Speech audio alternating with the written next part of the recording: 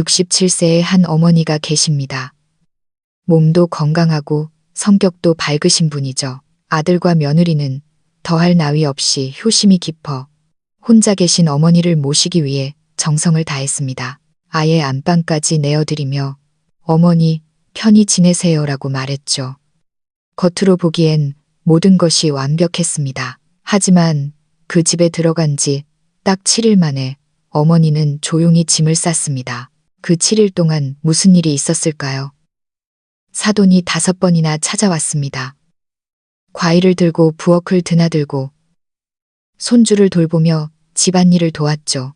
사람들은 이를 두고 뜨거운 정이라 하고 사돈 간의 돈독함이라 말합니다. 하지만 그 선이라는 이름의 친절이 어떻게 한 어머니를 집 밖으로 밀어냈는지 아시나요?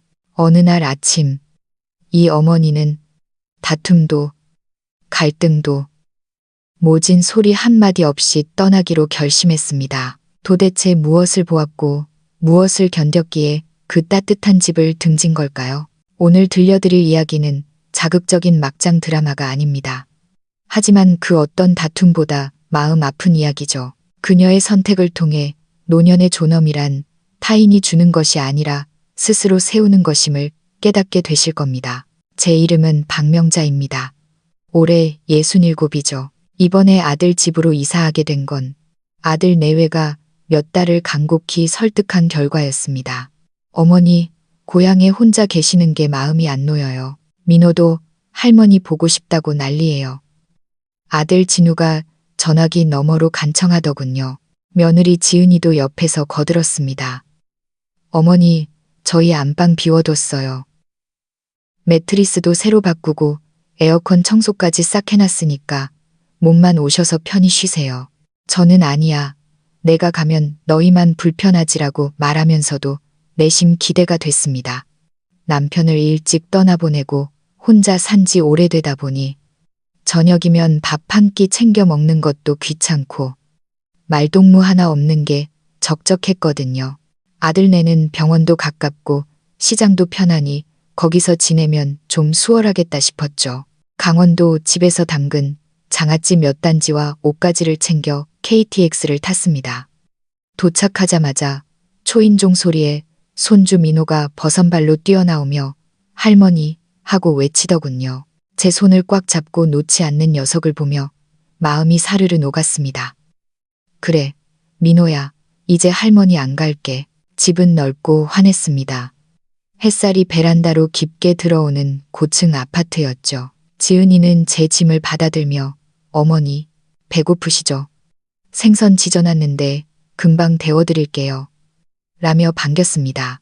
저녁상에서 진우는 제 접시에 반찬을 놓아주고 민호는 제 옆바구니에 붙어 할머니 할머니 하며 애교를 떨었습니다. 식사가 끝나자 지은이는 안방으로 저를 안내했습니다. 어머니, 여기서 지내세요. 밤에 추우실까봐 작은 온풍기도 뒀어요. 미안한 마음에 내가 건너방에서 잘게라고 했지만 지은이는 저희는 민호 옆방에서 자는 게 편해요. 라며 웃으며 손사래를 쳤습니다. 참 고맙고 따뜻한 집이라 생각했습니다. 그런데 다음 날 아침 양치를 하고 있는데 초인종이 울렸습니다. 곧이어 익숙하고 쾌활한 목소리가 들렸죠. 나왔네. 지은이의 친정어머니 최 사부인이었습니다. 사부인은 과일 상자를 들고 제 집인 양 자연스럽게 슬리퍼를 갈아 신고 부엌으로 향했습니다. 거실에 앉아있던 저를 보더니 사부인이 환하게 인사했습니다. 아이고, 박 여사님. 벌써 일어나셨어요? 사부인은 능숙하게 냉장고에 과일을 넣고는 활기가 넘치는 모습으로 집안을 휘저었습니다. 민호가 외할머니 과자 가져오셨어요? 하며 달려가자 사부인은 간식을 꺼내주며 귀여워했죠. 잠이 덜 깬 진우가 나오며 장모님 오셨어요? 가까이 사시니까 정말 좋네요. 장모님 덕분에 집안이 생기가 돌아요라며 반겼습니다. 저는 찻잔을 든 채 사부인이 부엌을 지휘하는 모습을 멍하니 바라보았습니다. 물을 채우고 빵을 굽고 지은이와 어느 마트 간장이 싼지 가전제품은 어디가 좋은지 정답게 이야기를 나누더군요. 그 웃음소리가 듣기 좋으면서도 묘한 소외감이 가슴 한구석에 피어올랐습니다. 이사 온 첫 주, 저는 부엌 근처에도 가보지 못했습니다. 제가 게을러서가 아니었습니다. 도무지 틈이 없었죠. 하루는 아침 6시에 일어나 가족들을 위해 밥을 차리려 부엌 불을 켰습니다. 그런데 채 열이 오르기도 전에 초인종이 울렸습니다. 보지 않아도 사부인이었죠. 사부인은 식재료가 든 봉투를 들고 들어오며 말했습니다. 박 여사님, 일찍 일어나셨네. 에구, 그냥 쉬시지. 제가 다 할게요. 오늘 콩나물국이랑 갓 지은 밥 준비해 왔거든요. 사부인의 손놀림은 거침이 없었습니다. 제가 손에 들고 있던 달걀, 꾸러미를 머쓱하게 다시 냉장고에 넣어야 할 정도였죠.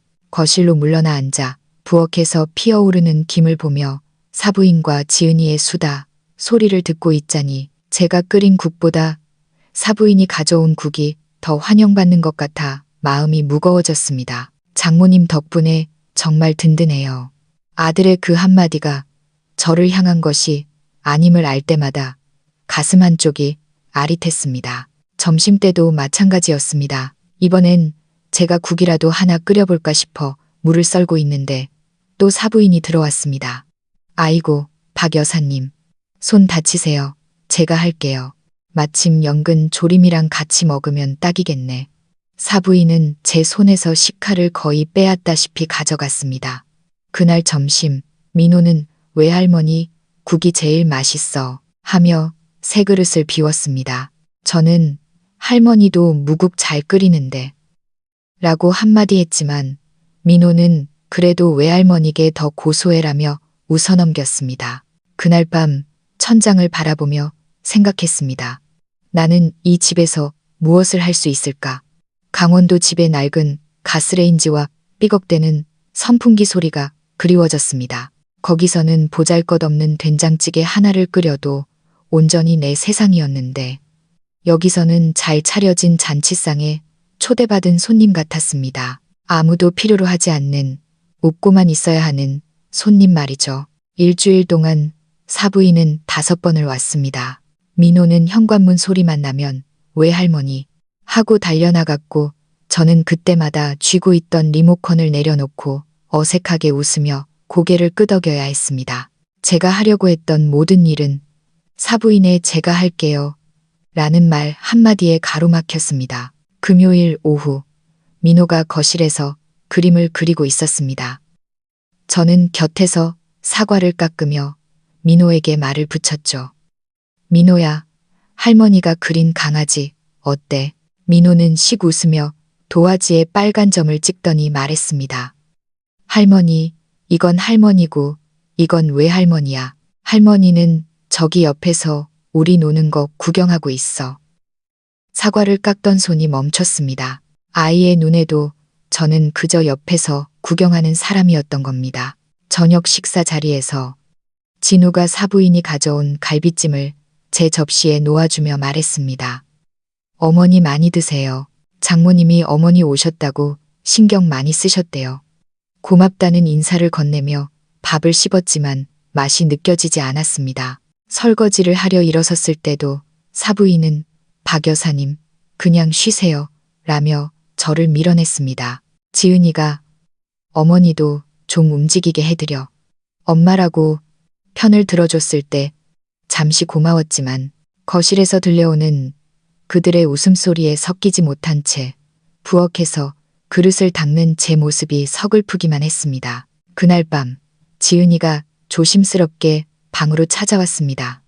어머니, 저희 엄마가 너무 자주 와서 불편하시죠? 제가 오지 말라고 해도 민호 보고 싶어 그러시네요.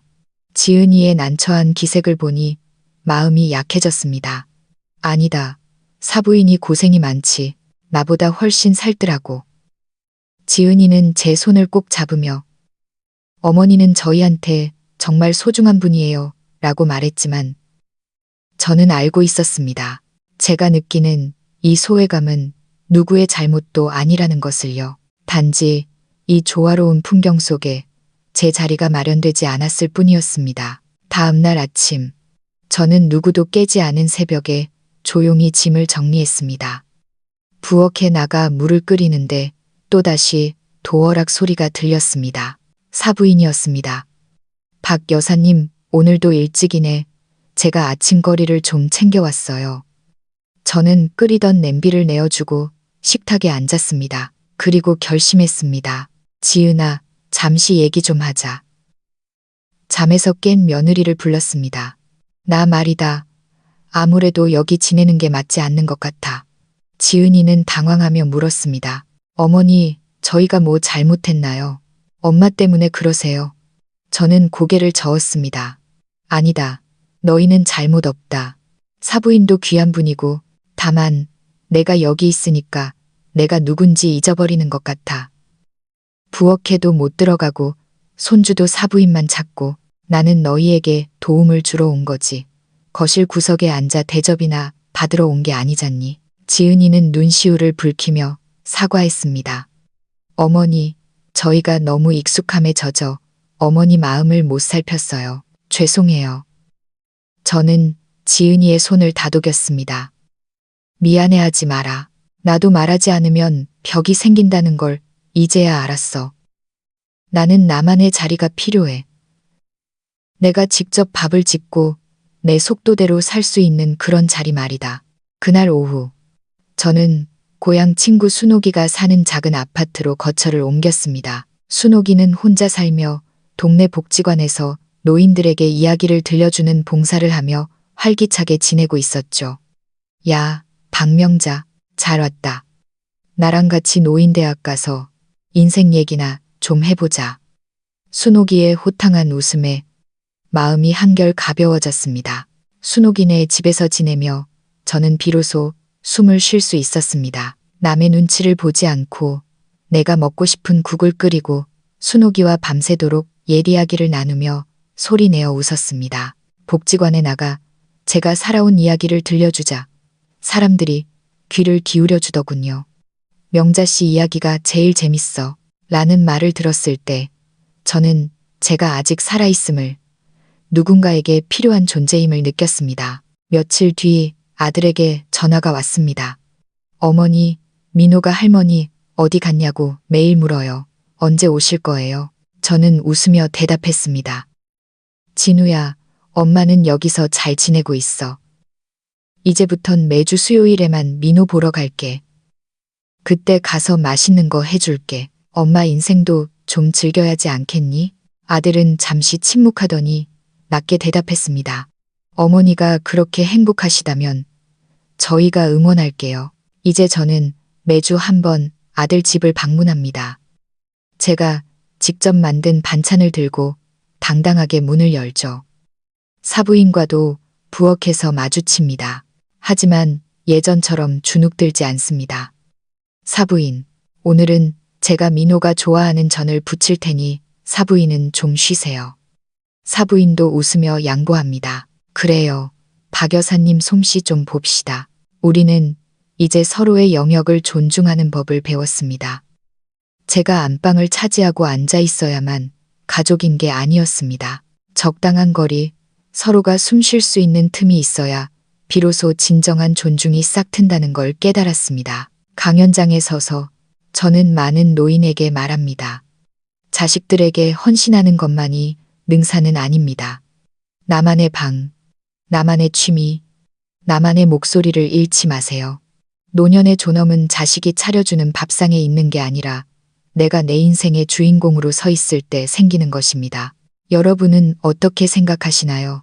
자식들과의 합감만이 정답일까요? 정과 서운함, 소속감과 소외감 사이에서 길을 잃으셨다면 용기 내어 자신만의 자리를 찾아보시길 바랍니다. 인생은 끝날 때까지 우리 자신의 것입니다. 누구의 어머니, 누구의 할머니가 아닌 오직 나 자신으로 빛나는 여러분의 노후를 응원합니다. 오늘 이야기가 마음에 닿으셨다면 구독과 좋아요로 함께 해주세요. 치유의 인생길은 여러분의 평온한 노후를 위해 늘 곁에 있겠습니다. 여러분의 소중한 경험담도 댓글로 남겨주세요. 서로의 삶이 서로에게 빛이 되는 따뜻한 대화가 되기를 바랍니다.